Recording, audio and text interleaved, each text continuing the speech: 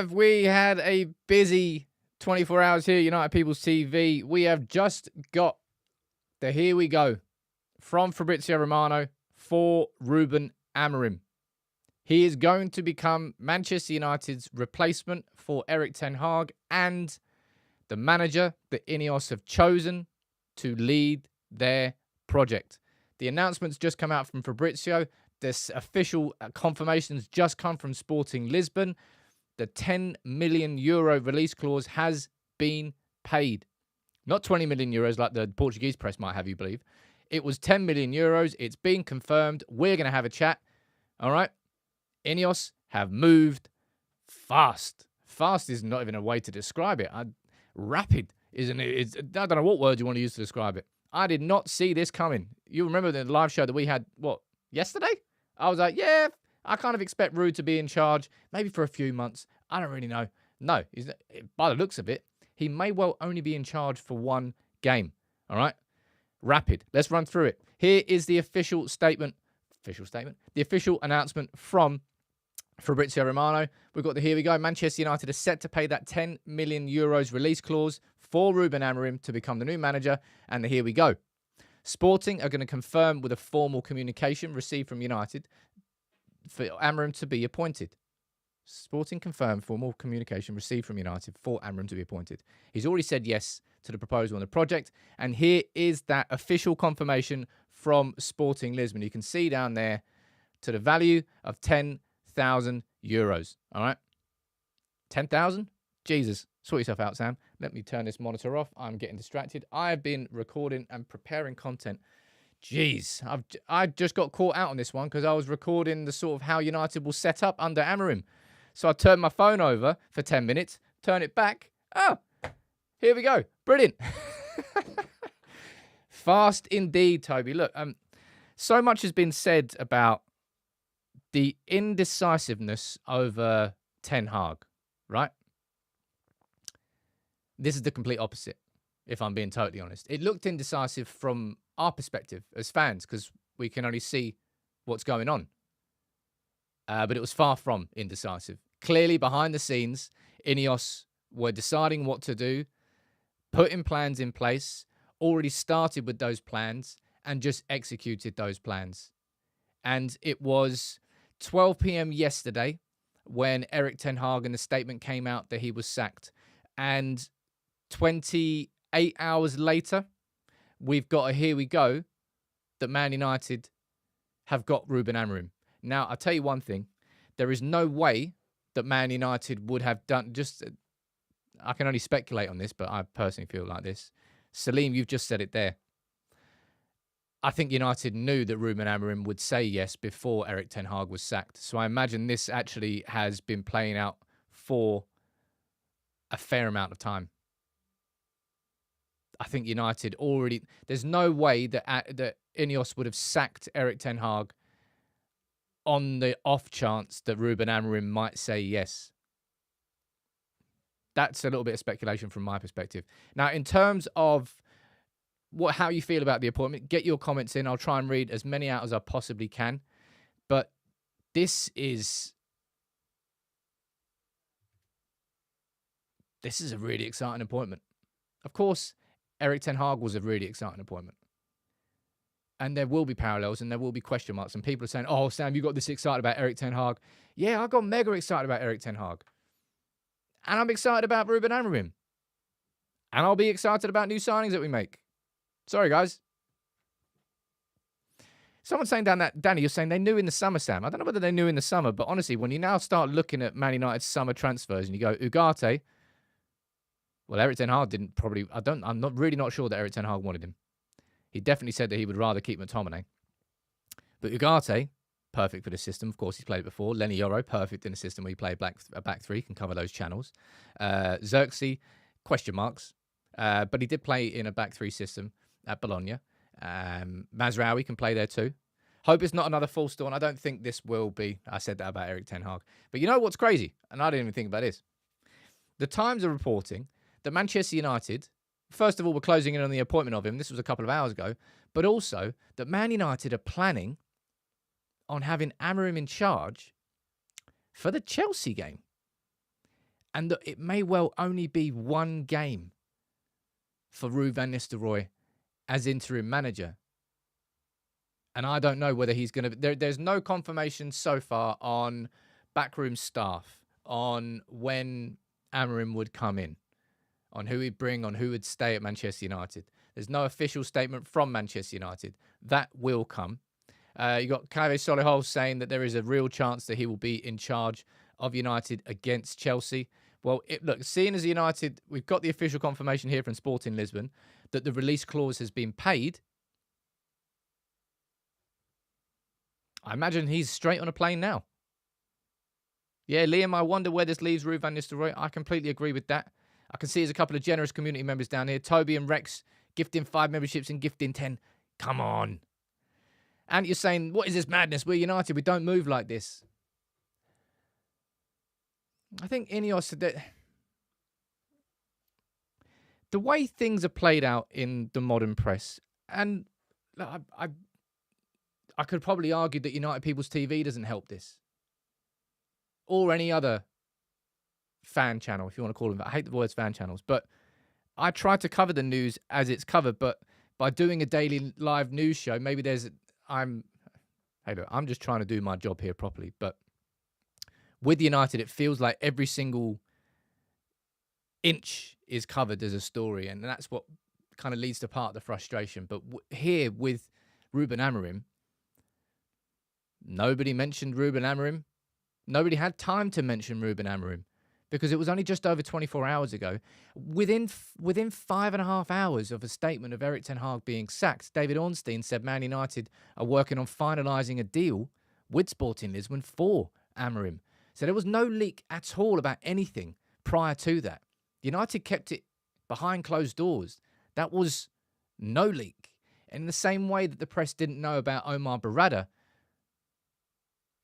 certainly United are getting better at that, keeping things close to their chest, for sure.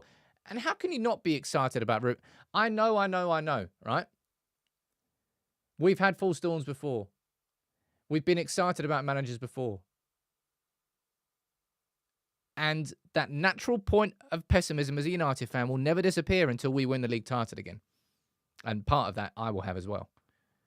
But how can you not be excited about a manager who's coming in, whose team right now are sitting top of the Portuguese league with 30 goals scored and 2 conceded and 9 wins from 9?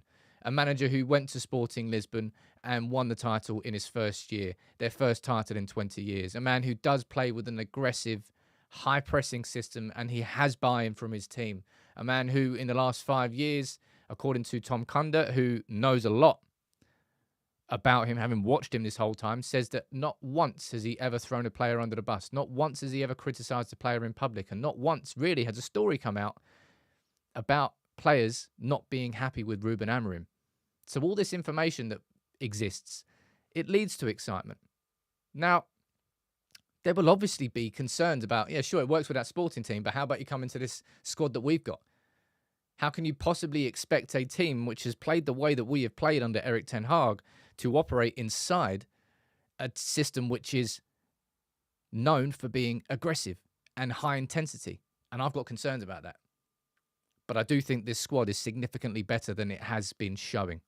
I'm going to go and read some of your comments out down here. Look at that, man. Everyone's tuning in.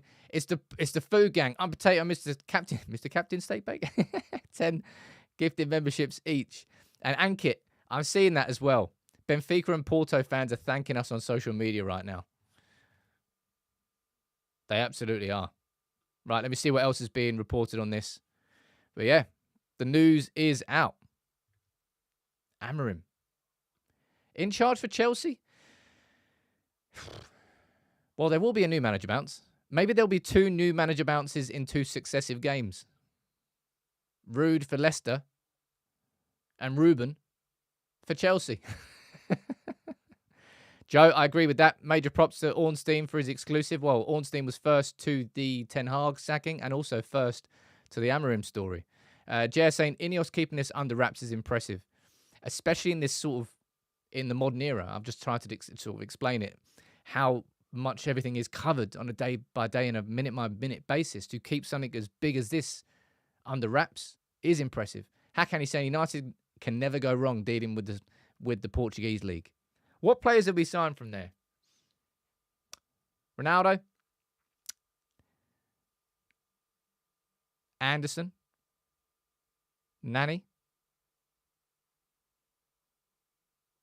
Did we get Delo from? Where did we get Delo from? Porto. What are the ones? What Portuguese player? Oh, Bruno Fernandes. This feels like a good pub quiz question. And I'm sure there'll be loads I've missed. Rojo. Who else down there? Who have I forgotten? That might be all of them. I don't know. I'm not seeing any new names. Captain State, mate, we might stop buying Ajax players now. Don't rule that out. Don't rule that out. Now, as I said, the reason I'm 10 minutes late doing this is because I was recording my sort of how United will set up under Ruben Amorim, which will probably go out around about 5 o'clock tonight. Okay? Off the back of this news. Victor Lindelof from Benfica. You know, Amorim was in the same team as Benfica. There's some photos coming out which are mad. He played against Christian Eriksen. He was in the same team as Victor Lindelof at Benfica. Oh, Ugarte? That doesn't really count. We got Ugarte from PSG. But he's Portuguese. I'll give you that one. Let me see what else he's saying down here. Pro player, you're not happy. You're all shameful. Rejoicing at returning to the same old status quo. Shameful behaviour, smiling and laughing and your new toy until you get tired of it. I bet you're fun at parties.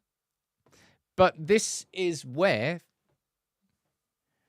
United fans have to be shown that something can be different.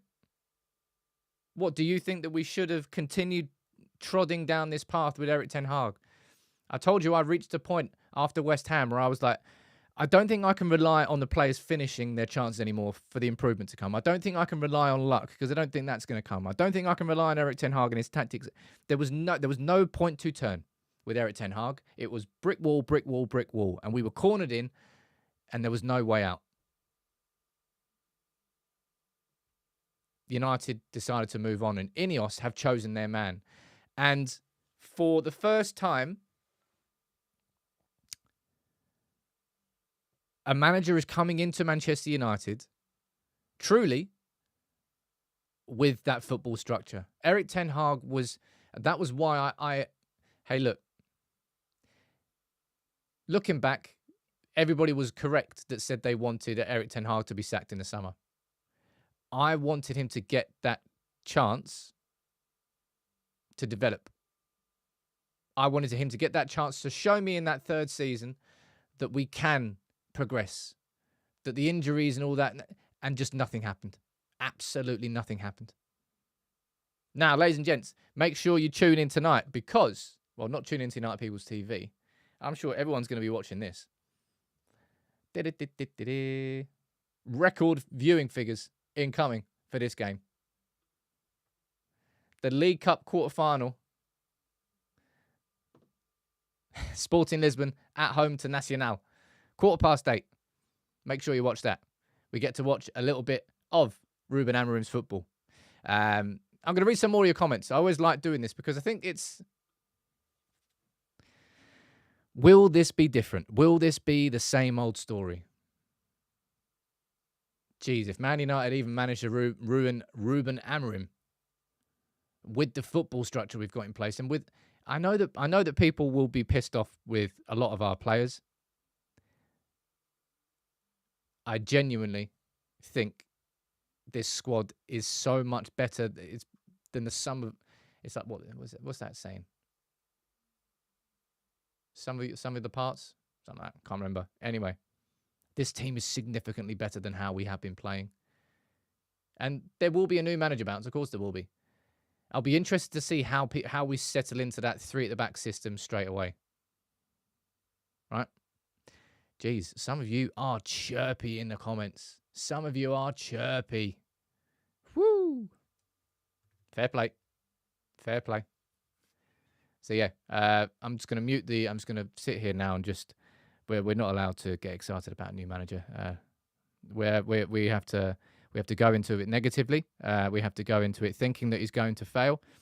We have to go into it saying that Ineos are frauds. We have to go into it saying that this is an awful decision, that Manchester United just sacking a manager and boring.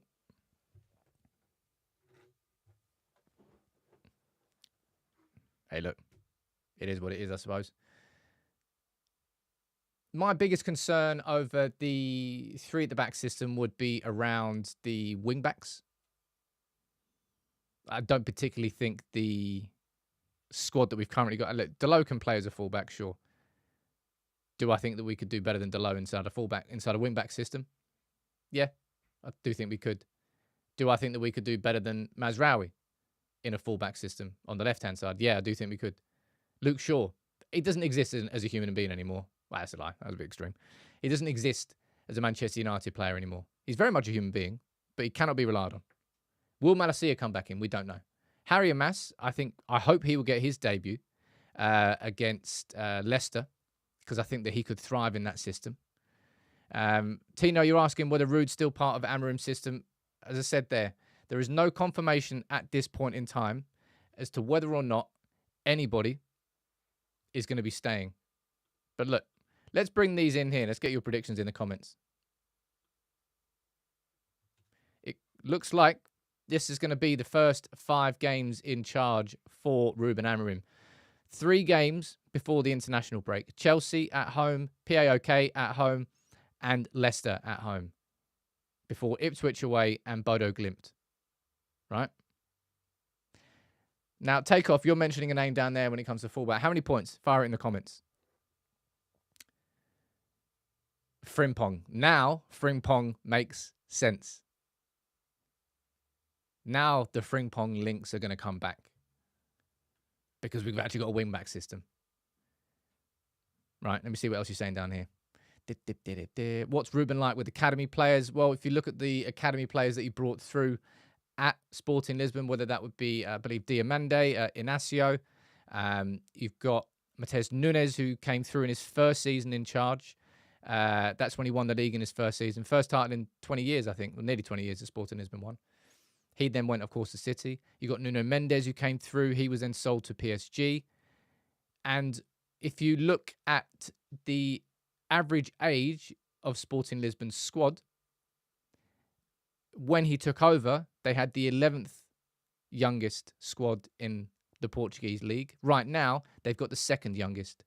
So Amorim has massively reduced the average age of Sporting's squad. And he's known for somebody who does play the youth. And look, so is Erik ten Hag. So again, there are going to be similarities between the two, right? Let me see what you're saying down here. Diamande and Inacio links incoming. Well, I'll be honest, totally honest. And I said this in my video that's going out a little bit later. I would be a little bit concerned about Lisandro Martinez playing in that back 3 system and covering the spaces in the channels. I think Yoro would love it. I think De Ligt as the central centre-back would do well there. But I would have a little bit of concern about Lisandro Martinez. Anti's saying we're winning all those games. Players will be up playing for their shirts. Amorim does not mess about. And I hope these players respond. I don't hope these players respond. Either these players respond or they will just get shifted out of the club. It's not going to be a case of Ruben Amorim comes in and Manchester United say, oh, what do you want us to do? Like, okay, we'll sign all the players that you want. What I've now realised is the game model of Manchester, the game model of Ineos did not revolve around a specific style of play. I think it revolved around a specific set of characteristics. Aggression, front-footed nature, trying to dominate. I believe the average possession this season for Sporting Lisbon is in excess of 60%.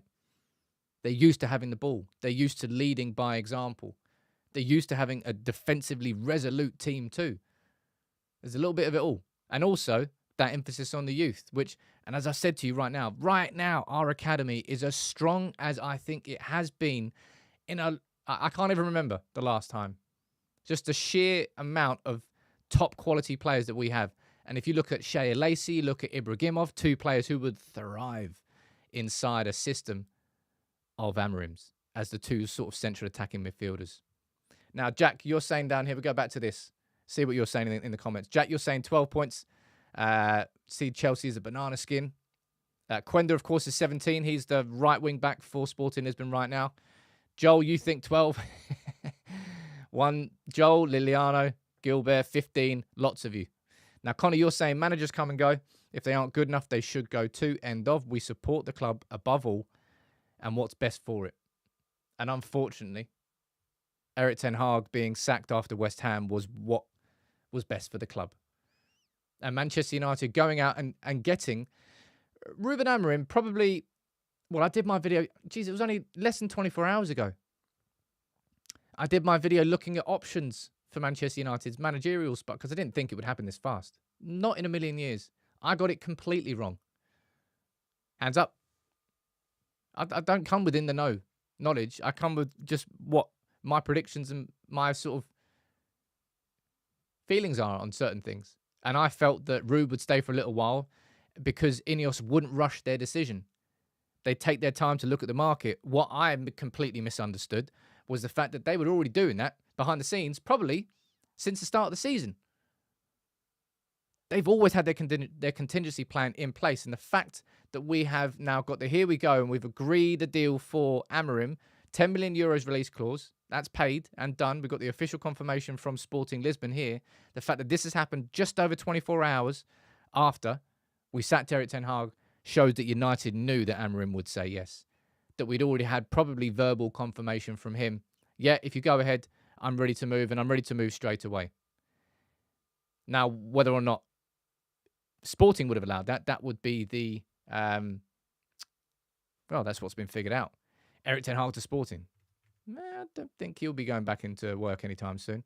We've got Chris Wheeler saying formal confirmation of Ruben Amorim is expected soon. We've got reports coming from Portugal suggesting that Omar Barada and Dan Ashworth are both currently in Lisbon for him. So it may well be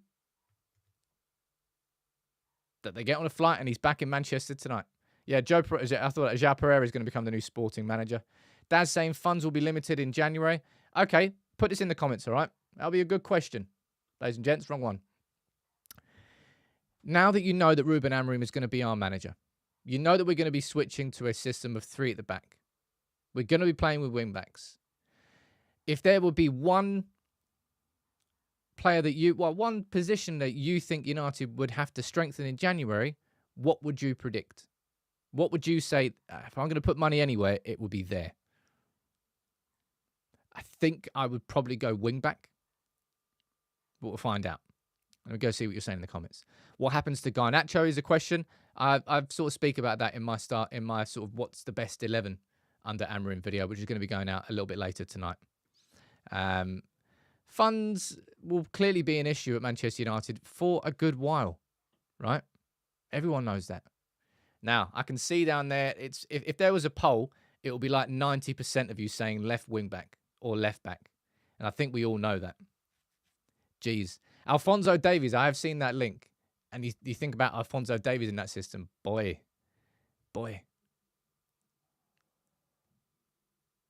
I'm excited for it. I mean, how can you not be? After the disappointment that we've had this season and the development that we never saw and the progress that we never saw, things sometimes work out in football. At United, things rarely have in these last 10 years. You can count on one hand, man. The amount of really top signings that we've made that have delivered, you can count really on one hand. The amount of signings that we've made that have failed miserably, you run out of paper. You run out of fingers, that's for sure. Malacia, of course, could be coming back. Luke Shaw, no, I'm not even speaking about him. Would I keep Onana? Yeah, I absolutely would keep Onana. People keep mentioning Anthony as a class left wing back. Look, I know that inside the current Sporting system, Santos, who's playing as a left wing back, is actually more of a left winger, left back. He's actually more of a left winger or a left midfielder, and he's playing at left back. So it could. I don't want Anthony in this squad. I'm sorry. I want Anthony to be moved on. Right? Sumant saying Ineos were cowards not to sack Erik ten Hag in the summer. If they can replace him in less than 2 days, this just means this plan was so advanced they did not have confidence in him, and I should have just done it. Yeah. Well, I think the evidence suggests you're completely correct, and everybody who wanted Erik ten Hag to be sacked And in the summer, you are correct. All right. I didn't want that at the time. I wanted to see him given the chance to work in that structure, and he did, and it didn't work. And you were right. I'm not gonna. You can brag if you want. Captain T1 is saying 4-2-3-1 can transition into that 3-4-2-1 system. Now let's see if I can pull this up on here. 1 second there. Ba-da-ba-ba. 1 second there. Right. So we go here. And right. So this could, in theory, be Manchester United's starting 11 now, right? Let's pull this up and have a little conversation. I'm going to run through this in a lot more depth in my video. It's going to be coming out soon, all right? You've got your back three of Yoro, De Ligt, and Martinez. Your two central midfielders of Mainu and Ugarte. Your wing-backs, as it stands, Mazraoui and Dalot, because, well, you can't rely on Luke Shaw being fit. You can't rely on Malacia being fit. Harry Mas is yet to make his senior debut, so I can't exactly put him there. And out of the two, I would rather have Diogo Dalot on the right-hand side and Mazraoui on the left. It's these positions here where you've got most questions and variety. Because for these two, they're like central attacking midfield positions. The width is going to come from the overlapping fullbacks. This is what happens in Amorim's system, right? That always happens. Therefore, these two players are going to tuck inside. Rashford could play there. Ahmad, I'll be totally honest, this is basically the ideal system for Ahmad. Ahmad, when he played for Sunderland, played in that position there, right? Instead of operating wide, he cut inside a lot. That's what he did. So Ahmad would love this position and would love that role. But also, you could play Bruno there, or Garnacho there, or Rashford there, or Xerxes there. And that's, again, where he played for Bologna. Højlund himself, and I said this in my video earlier. That video is coming out soon.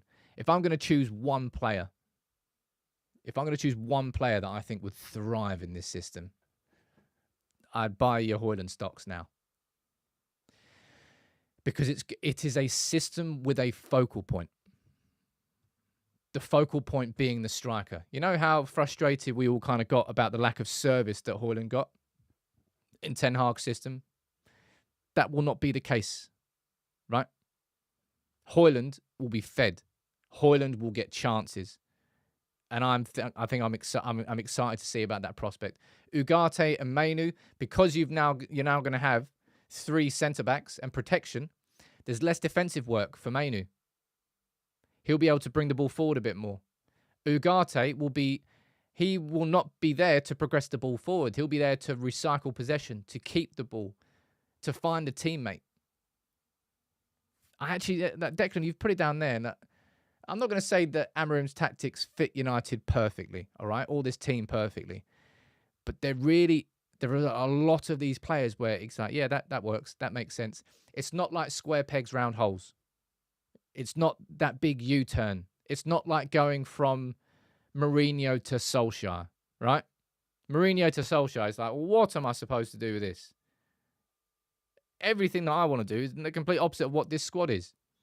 That's not the case here. This is, instead of a U-turn, it's a shift in direction, sure. But it's still heading in the same direction with a lot of this squad. Captain T1 is saying Ugarte becomes a third centre-back. Dalot and Mazraoui as wing-backs. Garnacho and Rashford inside forward. Bruno and Mainu in midfield. There's options. And I'm going to be fascinated to watch it. And exactly down there, you're saying it's going to be very fast football, and it will be fast football. Maybe even faster than the actual announcement of it. Right, let me see what else is being reported over here. Yeah, Sporting Lisbon have already announced that the 10 million euros clause has been released. 8.3 mil. So that means, I think, overall, Manchester United spent somewhere in the region of 23, 24 million on sacking Erik Ten Hag and replacing him with Ruben Amorim. Right, saying down here. Throwback to Solskjaer trying to turn Lukaku into a winger. Jeez. Right, okay, what's that bet? Let's see it later down there. Right, what else is he saying down there? Garnacho and Ahmad can be used as wing-backs as well. there's variety going forward. My concerns, as I said, if I was to pick them, I would say I'd be worried about Martinez covering all that space on his own. I'd be worried about the left wing-back position, and Delo, I think, as an athlete, can cover and play in that right wing-back position, but I would have concerns. Midfield, I think, will be fine with Ugarte and Mainu. And attack, there's loads of options. Quite a few of you... Am I being unfair by saying that Anthony's got no chance? I don't think I am. Maybe I am. I don't know. Franzel saying, can Ruben Amorim take charge immediately? Well, we've got the here we go. The release clause has been paid. Sporting have confirmed it, but we don't know how quickly he's going to come in. The Times reported earlier today that Man United want him in charge for the Chelsea game. Chelsea on Sunday, which I think means... I don't know if it's the same with managers as with players. You know, I remember during the transfer window, and it was... I can't remember what play it was. Who was it? Was it Ugarte? I think it might have been Ugarte. Like, he wasn't registered in time to be available for the weekend game. I don't know whether the same thing applies to managers. I imagine it does. But realistically, right, Amorim, of course, Sporting Lisbon are playing tonight. So presumably you're going to see photos of Omar Barada and Dan Ashworth in the ground watching. And presumably, after the game, Amorim is probably going to say goodbye and maybe get on a plane in the morning to Manchester. And on Wednesday, he's in Manchester. Wednesday, the announcement gets officially done. And then he's already there. Probably, maybe you might see Amorim at Old Trafford. That'd be cool. I'll see him in the crowd with watching on as Rude takes charge. Well, we've got a hell of a week coming up. Working visa. Oh, the stupid bloody Brexit, man. Forgot about that. Now, that'll probably delay things, right? Yeah, if Joe, you're saying if managers aren't included in registration rules, so it might just be visa issues. Don't know about that. Let me see what you're saying down here in the comments. Sporting before Amorim was broken like United. Yeah, I'm going to cover that in a lot more detail. We're going to do a full deep dive. You know how we've done it on Barada, on Ashworth, on Rude, on our academy. We're going to do one on Amorim, but it's going to take about 10 days to produce. When it does, it will come out, and I think you would love it. Halftime Orange is saying Mount had his best season in a 3-4-3 under Tuchel. Hey, look, I didn't even mention Mount there as an option, but that system there, right? And I think this is why Gary Neville was speaking about three at the back. That system there gives you those two aggressive, pressing number eights, basically, but you've got the protection of two central midfielders behind it. So even if they do get bypassed, you've still not left a big hole in midfield in the way that we did when we did that system with one number 6 and two number 8s. Suman saying, I wanted Ten Hag to stay in the summer. My perspective was only from what I think Inos should have done. Yeah, well, just adds pressure on the manager. Well, there's always pressure on United manager. It's some big cojones from Ruben Amorim to come in right now in the way that United are, be happy to come in straight away, because it makes the job more difficult for him. Doesn't it? He comes straight into an environment where United fans are sort of desperate for the win straight away. He doesn't have the ability to teach the players the system. There is no pre-season. He'd have 3 games and then an international break, which will allow him to settle in. But he'd have to go straight in and 2 Premier League games. Bruno and Ugarte are about to bust the midfield, says OA. And Yanni, you're asking, what happens to the backroom staff now? I imagine we'll get that confirmation when Manchester United officially announce Ruben Amorim, which may well be tomorrow. What's going on down here? BBC saying it's getting close. Well, thank you for that. Well, they've already announced. That is done. Right. Let's see what else is down there. Yeah, look at this. It's a cool little photo. Manchester United and Sporting Lisbon. Ronaldo, Nani, Bruno, and Ruben. Hit. Question. Got a pretty decent track record when it comes to Sporting Lisbon. Well, one of the greatest signings we've ever made. Isn't it? You know, with Nani, right? Oh, yeah. Forgot about Rojo. You know about You know do you remember how frustrated we all used to get with Nani? Like, that's how good our squad was at that time, that we could just be angry at Nani. Yeah. It's funny that. But let's see. Of course I'm excited. I can't remember who it was that was trying to troll me. You're not allowed to get excited, peeps. All right, remember that. Rojo. Fun fact, Juan Mata has more red cards for Manchester United than Marcos Rojo. Keep that one in your pocket if you ever need to win something. Halftime Oranges, dude. You gifted 10 memberships as well. All of you. Thank you for being so generous recently. I'll try and do a little cheeky gong. I've been keeping the gongs down just for the time being. Rex, you're saying, anyone guessing when the media will say Amorim is out of his depth? I'm such a negative Nancy today. Well, you're not the only one. Amorim will come in with the pressure, right? Amorim will have to deal with it immediately. From his time at Sporting, he's done extremely well in building a unity with the players that he has, and the players play for him, because a player has to play for the manager just as much as they have to play for the shirt that they are wearing. And clearly towards the end with Erik Ten Hag, I don't think the players down tools. I kind of stand by this. I just don't really think the players knew what they were doing or believed in what they were asked to be doing. And I think the faith in the system had been lost. I'd lost a bit of faith in the system. Let's see it down here. Ikem saying, I think Ineos always wanted Amorim. Well, if I'm correct, the only reason Amorim didn't become Liverpool manager in the summer was because his release clause was too much. Remember, he nearly joined West Ham as well. But again, I think that's the same thing. Yeah, Rojo had 0 red cards in the Premier League. That does make me laugh, that stat. That really does make me laugh. Let's see what else you're saying. And Mardi, of course not. How does Amorim fix us missing sitters? Then you're saying Ten Hag will win the league at a good club. I wish Erik nothing but the best. If I was Erik, I would take some time off. I would recharge, and I would come back. I wonder whether he would go back into the Netherlands or whether he would go into a different country and try his trade there. I don't think he'll be short of offers. I think he'll get a good offer, and I'm looking forward to watching Erik Ten Hag when he comes back.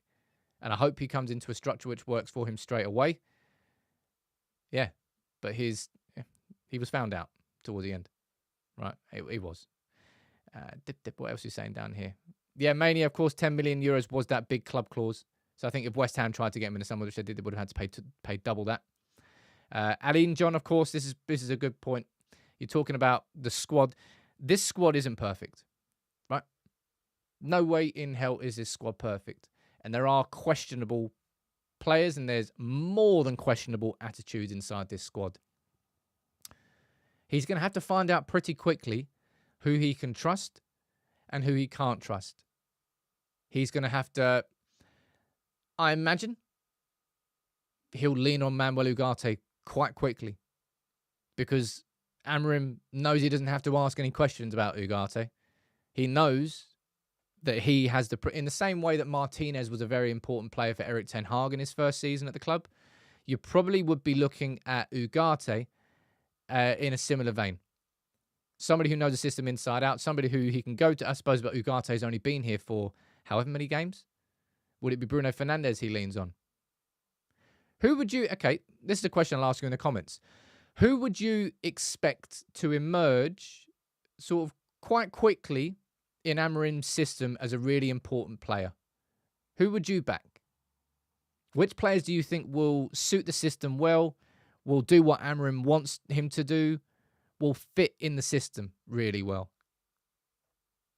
All right, I'll ask you there, because I think that's a good question, because there will be players that thrive in this system. I think Marcus Rashford, well, I thought Ruben would be here for more than one game. Højlund, I've already said, will be a fantastic player. I would absolutely back him to be a fantastic player. De Ligt, a couple of you are saying down there. Ugarte and Eriksen in the short term. Bruno, Mainu, someone's saying down there. Quite a lot of shouts for De Ligt. I think Harry Mas could be fantastic as a left wing back, and I really hope he gets his debut against Leicester. Just the time feels right. It really doesn't. I don't think there's any pressure in that game whatsoever. There's a new manager coming in. It's kind of just like, show me what you've got. That's what the game has to be tomorrow. Just a real game of fun. Almost sort of like a free hit. It is a free hit for Ruud. It's a free hit for these players. And they haven't had a free hit this season. Who's saying Lindelof down there? Bruno. I can't look past. Because going back to this, as I said, because having the two players there to protect, it means Bruno can operate just so much further forward without having to worry about the space in behind. Yoro, I think, will thrive. But in the short term, I would expect Bruno to emerge quite quickly as an important player. I would expect Ugarte, and that's not exactly rocket science, predicting Ugarte will work inside the system under a manager he's previously worked at.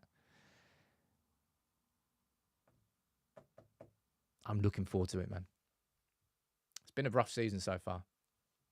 And I have to say again, I might be repeating myself here, but I have to say this again. INEOS clearly have been working on this for some time. Now, we don't know exactly how long. We don't know when conversations would have happened. But there's no way that they get to this here we go on Amorim within 30 hours of sacking Erik ten Hag unless they had a bit of verbal confirmation first. I think they already knew. So the conversations had already been happening behind the scenes. West Ham may have been the tipping point, but it wasn't the starting point, is what I'm trying to suggest. And if I'm being completely honest, I think the first real massive concerns with Erik ten Hag probably came after the Liverpool game. They certainly did for me. And that was a long international break. And that was an international break where lots of you felt that Erik ten Hag should have been sacked.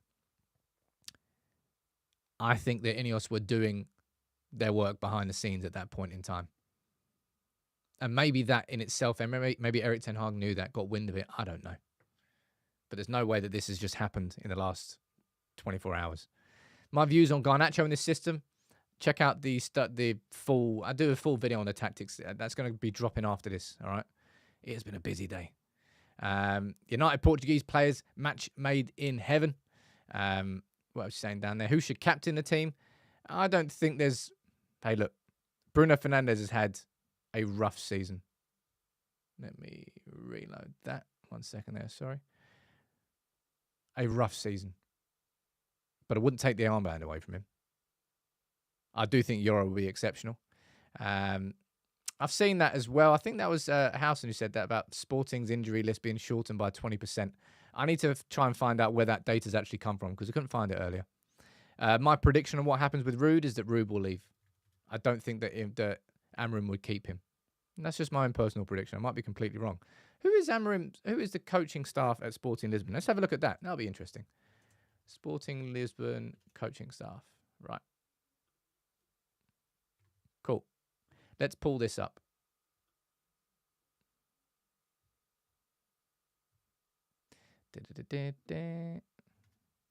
So, Ruben Amorim is the manager. Emmanuel Ferro is assistant. They got 4 assistant managers. João Pereira is being linked as replacing Ruben Amorim as manager, so he won't be coming. Carlos Fernandes, Adelio Candido. So 4 assistant managers and 3 goalkeeping coaches. Eh? How does that work? That's got to be wrong. I don't know. That's a bit weird. But yeah, that's the current setup there. We're not going to be bringing 3 assistant managers, although we've actually got 2 right now. Let's find out if any of them come with him. Anybody got any questions for the last couple of minutes of the show? I will answer whatever I can. I apologise if I nibbled a bit too much on the old trolls here today, but it's been a long day, a long 24 hours. I'm a little bit touchy. Halftime oranges and Hakan, both of you, to everybody, to this community. Thank you for sticking with United People's TV through the rough. There has been a lot of rough. I started the channel in the rough. We're yet to come to the smooth. Will Amorim bring the smooth? Will Amorim finally bring consistent progress, stepping stones, one step at a time, forwards and upwards? That's what we're here for. But INEOS have chosen him to lead the project. We know full well that the ambition of INEOS is to win the league by 2028, and they want that man to lift it. And what a story that would be In the same way, what a story that would have been for Erik ten Hag. Unfortunately for Erik ten Hag, he had to deal with the Ronaldo situation, the Sancho situation, and all the chaos of a takeover amidst being United manager. And it wasn't settled. It is far more settled now. There's still chaos. I wouldn't say there's chaos. There's still, of course, Carrington revamp going on. There's still everything to do with Old Trafford. But these are things that are manageable. We've actually got a football structure fully in place now. Someone's saying he should sign Theo Hernandez and Inacio. Inacio would cost I think the release clause was 70, 80 million, man. It was a lot of dough for the release clause of him. I think we were linked with him in the summer. Donny's saying, I feel like Ten Hag's sacking was similar to Ole, where Liverpool was the game the decision was made, but didn't sack him until Watford. Now, I think that's a pretty fair comparison. But certainly after Liverpool, part of me just sort of stepped away from Erik ten Hag a little bit, and my faith started to wane. And I think that's totally, well, let's be honest, it was completely justified. What else is saying down here? Right. Oh, Nuruddin, man. Jeez. Tell you what, it isn't even the morning. But I don't care, because Nuruddin stepped in and gifted 50 to wrap up the show. What a don. Good morning, good morning. Hello. Hello, Ruben Amorim. Right, last couple of comments. That's a really good question there from Declan. What advice would you give Amorim? Now, I'm going to open that up to the floor as the final question for today's show. If you could say one thing to Amorim, as a United fan, from what you know from the outside looking in, what advice would you give him? What advice would I give?